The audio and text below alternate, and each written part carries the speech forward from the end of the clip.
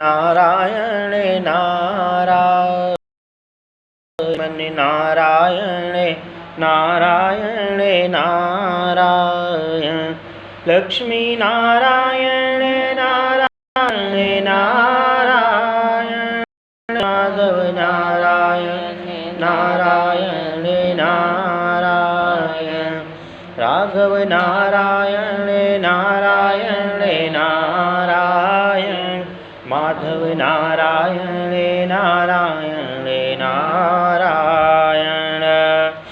ओम अथ श्री कार्तिक मास महात्मंतर्गते अष्टमोऽध्याय नामः। नारद उवाच स मां सम्पूज्य विधिवत्नात् दानवेन्द्रेति भक्तितः सम्प्रहस्य तदा वाक्य जगाद नृपसत्तमं। जलन्धर उवाच कुतश्चागम्यते ब्रह्मन् किञ्चिद्दृष्टं त्वया क्वचित् यदर्थमिहिं सम्प्राप्तस्तदा ज्ञापय सुव्रत। नारद जी बोले, दानवेंद्र जलंधर विधि पूर्वक मेरी पूजा करने के उपरांत, नारद जी वहाँ बोले कि मैं गया था ना देखने पिछले अध्याय में, तो नारद जी कहते हैं कि मेरी पूजा करने के उपरांत भक्त रहित तथा हंसते हुए इस प्रकार कहने लगा। जलंधर बोला, हे ब्रह्मन, आप कहाँ से आए हैं? आपने क्या देखा है? यहाँ आने का कष्ट क्यों किया? मुझे आज्ञा प्रदान करें। नारद जी बोले, हे दैत्येंद्र, मैं कैलाश पर्वत पर गया था। वहाँ मैंने पार्वती के साथ बैठे हुए भगवान शंकर के दर्शन किए। कैलाश पर्वत सैकड़ों कल वृक्षों से घिरा हुआ, कामधेनु था नदियों से दीप्यमान, अयुत योजन के विस्तार वाला, उसे देखकर मुझे बड़ा आश्चर्य हुआ और सोचने लगा कि क्या ऐसा ऐश्वर्य त्रैलोक्य में कहीं अन्यत्र भी उपलब्ध है। इसी बीच हे दैत्येंद्र, मुझे तुम्हारे ऐश्वर्य की याद आई। उसी को देखने के लिए मैं तुम्हारे पास आया हूँ। मैंने तुम्हारा ऐश्वर्य देखा, परंतु वह स्त्री रत्नों से शून्य है। अतः मैं सोचता हूँ कि तीनों लोक में भगवान शिव से अधिक ऐश्वर्यशाली अन्य कोई नहीं है। शिवजी वीतराग, कामदेव के शत्रु, अपनी लीला से संपूर्ण ब्रह्मांड को अपने केश पास में बांधे रहने वाले तथा अपनी आत्मा को वश में रखने वाले हैं। यदि तुम्हारे घर में कोई अप्सरा अथवा नाग कन्या विद्यमान हो तो भी उनमें से कोई पार्वती जैसी रूपवान नहीं होगी, जिनके सौंदर्य के समुद्र में स्वयं ब्रह्मा भी डूब गए थे और अपना धैर्य खो बैठे थे। अतः उनकी उपमा किसी से नहीं दी जा सकती है। हे जलंधर, ब्रह्मा ने पार्वती के रूप को देखकर अनेक अप्सराओं को बार बार सौंदर्य प्रदान किया, परंतु उनमें से पार्वती की समानता कोई नहीं कर पाई। हे दैत्येंद्र, शिव जी पार्वती जैसी स्त्री रत्न को पाकर परम ऐश्वर्यशाली, वैसे ऐश्वर्यशाली तुम सब प्रकार के रत्नों को पाकर भी नहीं हो सकते हो। नारद जी बोले, दैत्यराज जलंधर से यह कहकर मैं वहाँ से चला आया। तब मेरे द्वारा किए गए पार्वती के सौंदर्य की प्रशंसा से उसे कामविह्वल बना दिया। तब जलंधर ने राहु को पास बुलाकर उसे भगवान शंकर के पास अपना दूत बनाकर भेजा, क्योंकि वह भगवान विष्णु की माया से प्रभावित हो चुका था। अपने काल रूपी अंधेरे से वनों को अंधकार में डुबाता हुआ राहु कैलाश पर्वत पर जा पहुँचा। शिव जी के द्वारपाल नंदी ने उसे रोका। उस समय शिव जी ने आँख का संकेत करते हुए राहु को अपनी बात कहने के लिए प्रेरित किया। राहु बोला, हे बृहध्वज, आप देवता था नागों से सेवित त्रैलोकाधिपत सब रत्नों के स्वामी दैत्यराज जलंधर की आज्ञा को सुने। उन्होंने कहा है कि आप शमशानवासी, हड्डियों की माला धारण करने वाले तथा दिगंबर वेश वाले हैं। फिर आपकी पत्नी पार्वती इतनी सुंदर क्यों हैं? आप तो सदैव योग में रत रहने वाले, दिगंबर, धूल लपेटे हुए, जटा मुद्रा आदि आभूषणों को धारण करने वाले हैं। अतः ऐसी सुंदर पत्नी आपके योग्य नहीं है। मैं रत्नों का स्वामी हूँ तथा आपकी स्त्री भी रत्न के समान है, अतः वह भी मेरी ही होनी चाहिए। वह आप जैसे भिखारियों के योग्य नहीं है। नारद जी बोले, राहु के इस प्रकार कहने पर भगवान शंकर ने भ्रू मध्य से प्रज्वलित अग्नि के समान एक प्रभावशाली पुरुष उत्पन्न किया। उसका मुख सिंह के समान, जिह्वा प्रज्वलित हो रही थी तथा नेत्रों में भी ज्वाला भरी हुई थी। उसके केश ऊपर की ओर खड़े थे। शरीर श्वेत रंग का था, ऐसा लगता था जैसे कि वह दूसरा नरसिंह हो। वह राहु को खाने के लिए झपटा। उस समय राहु भयभीत होकर भागने लगा, परंतु उसने दौड़कर उसे पकड़ लिया, राहु को पकड़ लिया। तब राहु ने चिल्लाते हुए कहा, हे शंकर, मेरी रक्षा करो, मैं ब्राह्मण हूँ और यह मुझे खाने के लिए आ रहा। यह सुनकर महादेव ने उस पुरुष को रोकते हुए इस प्रकार कहा। महादेव जी बोले, यह दूसरे का भेजा हुआ दूत है, इसे छोड़ दो। यह सुनकर उस पुरुष ने राहु को आकाश की ओर फेंक दिया। राहु के फेंकने के बाद वह पुरुष महादेव जी से बोला। पुरुष ने कहा, हे स्वामी, मुझे भूख लगी है। हे प्रभु महादेव, मैं क्या खाऊं, सो बताइए। तब महादेव जी ने उसे कहा, तुम अपने हाथ पैर और अपने पाँव के मांस को काटकर खा लो। नारद जी बोले, शिव जी की आज्ञा सुनकर उस पुरुष ने अपने हाथ पाँव को मांस को खा लिया, केवल सिर बचा। उस बचे हुए सिर को देखकर शिव जी ने प्रसन्न होकर उसे भयंकर कर्म करने वाला पुरुष कहा। शिव जी बोले, तुम्हारा नाम कीर्तिमुख होगा और तुम मेरे द्वारपाल होगे। जो लोग तुम्हारा पूजन नहीं करेंगे वे मुझे प्रिय नहीं होंगे। नारद जी बोले, उस दिन से कीर्तिमुख शिव जी के द्वार पर स्थित रहते हैं। जो लोग उनकी पूजा नहीं करते उनका शिव पूजन निष्फल रहता है। कीर्तिमुख से छुटकारा पाकर राहु बर्बर नामक उस स्थान में जा गिरा। तब से उसका नाम भी बर्बर पड़ गया, राहु का नाम बर्बर पड़ गया। उस समय राहु ने अपना दूसरा जन्म समझा। उसने जलंधर के पास जाकर शिव जी का वह सब चरित्र कह सुनाया जो कैलाश पर्वत पर घटित हुआ था। नारद जी बोले, उन सब बातों को सुनकर जलंधर अत्यंत क्रुद्ध हुआ। करोड़ों राक्षसों को साथ लेकर कैलाश की ओर चल पड़ा। उसके चलते समय एक आक्षी शुक्राचार्य तथा अंगहीन राहु सामने आ गए। मुकुट भी भूमि पर गिर पड़ा, परंतु ऐसे अपशकुनों के होते हुए भी वह वेगपूर्वक आगे बढ़ता चला गया। जिस प्रकार वर्षा ऋतु में आकाश बादलों से ढक जाता है, उसी प्रकार राक्षसों के विमानों से आकाश ढक गया। इंद्रादि देवताओं ने जलंधर को उस युद्ध यात्रा का समाचार गुप्त रूप से शंकर भगवान के पास पहुंचाकर सुनाया। देवता बोले, हे प्रभु स्वामी, आप देवताओं के संकट को क्यों नहीं समझ पा रहे हैं? हमारी रक्षा के लिए आप सागर पुत्र जलंधर का नाश करें। नारद जी ने कहा। देवताओं के वचन सुनकर श्री शंकर हंसते हुए विष्णु की सभा में पहुंचकर इस प्रकार बोले। शिव जी ने कहा, विष्णु, आपने जलंधर को युद्ध में क्यों नहीं मारा और अपने घर वैकुंठ को छोड़कर उसी के घर क्यों चले गए? श्री विष्णु ने कहा, वह आपके अंश से उत्पन्न है तथा लक्ष्मी का भाई है। हे शिव जी, इसी कारण से मैंने उसे नहीं मारा, अब आप ही उसे मारिए। शिव जी बोले, वह सामान्य हथियारों तथा तेजस्वी हथियारों से भी नहीं मरेगा, अतः आप सब देवता किसी नए शस्त्र की रचना के लिए मुझे अपना तेज प्रदान कीजिए। नारद जी बोले, तब विष्णु आदि सभी देवताओं ने अपना अपना तेज दिया, जिसे इकट्ठा करके शिव जी ने सुदर्शन नामक एक ज्वालमाला युक्त भीषण चक्र की रचना की। शिव जी ने शेष बचे हुए तेज से वज्र का निर्माण किया। उसी समय कैलाश के समीपवर्ती क्षेत्र में उन्हें जलंधर भी दिखाई दे गया। उसके साथ करोड़ों घोड़े, हाथी, रथ तथा पैदल सैनिक थे। तब शिव जी ने भी अपनी भूत प्रेतों की सेना को तैयार कर दिया। इंद्रादि देवता भी जलंधर की सहायता करने के स्थान पर युद्ध क्षेत्र में आ खड़े हुए।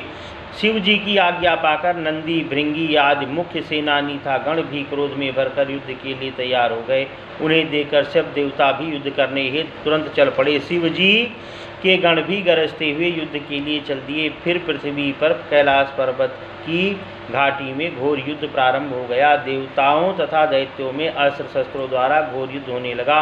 भीरी, मृदंग, शंख, योद्धाओं की हुंकार, हाथी, घोड़े तथा रथों के शब्द से पृथ्वी कांपने लगी। शक्ति, तोमर, बाण, मुसल, परुष, पट्टिस आदि शस्त्रों तथा बाणों से आकाश इस प्रकार भर गया जैसा कि उल्काओं से भर जाता है। मरे हुए रथ, हाथी, घोड़े तथा पैदल सैनिकों से पृथ्वी ऐसी शोभायमान थी जैसे वज्र के प्रहार से पर्वत खंड होते हैं। दैत्यों द्वारा मारे गए देवताओं तथा देवताओं द्वारा मारे गए दैत्यों के रक्त तथा मांस से पृथ्वी ऐसे कीचड़ भर गई, उस पर चलना भी असंभव था। देवताओं द्वारा मारे गए दैत्यों को शुक्राचार्य बारंबार मृत संजीवनी विद्या द्वारा जीवित कर रहे थे। यह देखकर देवताओं ने तथा गणों ने भयभीत होकर उन्हें शुक्राचार्य को शुक्राचार्य के प्रयत्नों से अवगत कराया। तब शिव जी के मुख से एक अत्यंत डरावनी ताड़ वृक्ष के समान जांग वाली गुफा जैसे मुख वाली अपने स्तनों द्वारा वृक्षों को नष्ट करने वाली एक कृत्या उत्पन्न हुई। वह कृत्या युद्ध भूमि में पहुंचकर महान राक्षसों को खाती हुई शुक्राचार्य को अपने गुप्तांग में दबाकर अंतर्ध्यान हो गई। शुक्राचार्य को कृत्या द्वारा ग्रसित देखकर शिव जी के गण राक्षसों को मारने लगे और प्रसन्न होकर युधिष्ठिर में अपनी शक्ति दिखाने लगे। तब शिव गणों की मार से भयभीत वे दानव युद्ध क्षेत्र में इस प्रकार भागने लगे जिस प्रकार की आंधी के आगे तिनके भागते हैं। इस प्रकार अपनी सेना को भागते हुए देखकर शुंभ निशुंभ तथा कालनेमी जो अत्यंत बलवान सेनापति थे वहां आ पहुँचे। इन तीनों महाबलियों ने शिवगणों की सेना को रोककर अपने तीरों की ऐसी वर्षा की जैसा कि वर्षा ऋतु में मेघ जल वर्षा करते हैं। उन दैत्यों ने सभी दिशाओं तथा आकाश को भी अपने बाणों से इस प्रकार ढक दिया जैसे टिड्डी दल आकाश को ढक देता है। उस समय शिवगणों की सेना भय से कांपने लगी। बसंत ऋतु के फूलों की भांति गणों के शरीर कटे पड़े थे। वे दैत्यों के पैने तीरों द्वारा काटे गए थे। शिव जी के घायल गण युद्ध भूमि को छोड़कर पीछे की ओर भाग चले। तब नंदी गणेश स्वामी कार्तिकेय ने अपनी भागती हुई सेना को देखकर कालनेमी को रोका। नारद जी बोले, गणेश नंदी और कार्तिकेय को युद्ध में दुर्मद राक्षस योद्धा तुरंत दौड़े। कालनेमी नंदी से, शुंभ गणेश से तथा निशुंभ कार्तिकेय से युद्ध करने लगा। शुंभ तथा कालनेमी अपने तीखे तीरों से गणेश जी के शरीर को इस प्रकार छेद डाला जैसे क्रुद्ध व्यक्ति हाथी को भालों से मार रहा हो। गणेश जी को पीड़ित देकर महाबली वीरभद्र करोड़ों भूतों के साथ लिए उनकी ओर दौड़े। कूष्मांडा, भैरव, बेताल, योगिनियाँ, पिशाच, डाकिनियाँ तथा गण आज सभी दौड़ चले। उनके किलकिला सब सिंहना था गर्जन की आवाज़ से और डमरू के नाद से पृथ्वी कांपने लगी। भूतगण भी उत्पात मचाते हुए दानव सेना का भक्षण करने लगी तथा अप्सराएं नाचने लगीं। निशुंभ दैत्य ने स्वामी कार्तिकेय के मोर की छाती में 5 बाण तेजी से मारे जिनके कारण वह बेहोश होकर गिर पड़ा। तब कार्तिकेय स्वामी ने अपनी शक्ति को उठाने का प्रयत्न किया परंतु उसी समय निशुंभ ने अत्यंत शीघ्रता से उनके ऊपर अपनी शक्ति का प्रहार कर दिया। तभी नंदी ने भी अपने 7 बाणों से कालनेमी के घोड़ों तथा सारथी को मार गिराया। उस समय फटी हुई छाती मरे हुए सारथी था नष्ट घोड़ों वाले कालनेमी ने क्रुद्ध होकर हाथ में शूल लिए पर्वत के ऊपर चढ़कर नंदी पर प्रहार करना आरंभ किया। इस प्रकार शुंभ और गणेश भी अपने रथ मूषक वाहन पर आरूढ़ होकर एक दूसरे के ऊपर बाणों का प्रहार करने लगे। नंदी तथा कार्तिकेय भी अपने बाणों के प्रहार से दैत्यों को शीघ्रता से नष्ट करने लगे। उसी समय गणेश ने अपने एक बाण द्वारा शुंभ के हृदय को विदीर्ण कर दिया था। 3 बाणों से उसके सारथी को मारकर पृथ्वी पर गिरा दिया। तब शुंभ ने अत्यंत क्रोध में भरकर 6 बाणों से गणेश को तथा 3 बाणों से उनके वाहन चूहे को घायल करके मेघ के समान गर्जना करने लगा। चूहा जब शोर मचाता हुआ तथा पीड़ित होकर भागा तो गणेश जी भूमि पर गिर कर खड़े हो गए। फिर गणेश जी ने शुंभ के हृदय पर फरसे का प्रहार किया था। अपने चूहे पर पुनः आरूढ़ हो गए।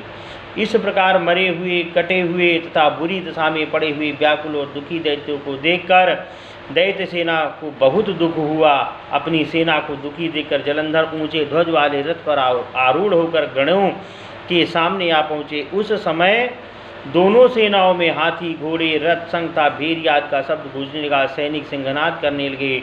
जलंधर ने ऐसी बाण वर्षा की कि उससे पृथ्वी तथा आकाश भर गए। उसने 5 बाणों से वीरभद्र को घायल करते हुए मेघ गर्जना की। तब स्वामी कार्तिकेय ने अपनी शक्ति द्वारा जलंधर के ऊपर शीघ्रतापूर्वक प्रहार किया जिसके कारण वह किंचित व्याकुलचित होकर घूम गया। फिर जलंधर ने क्रोध में भरकर कार्तिकेय के ऊपर गदा का प्रहार किया जिसके कारण वे पृथ्वी पर गिर पड़े।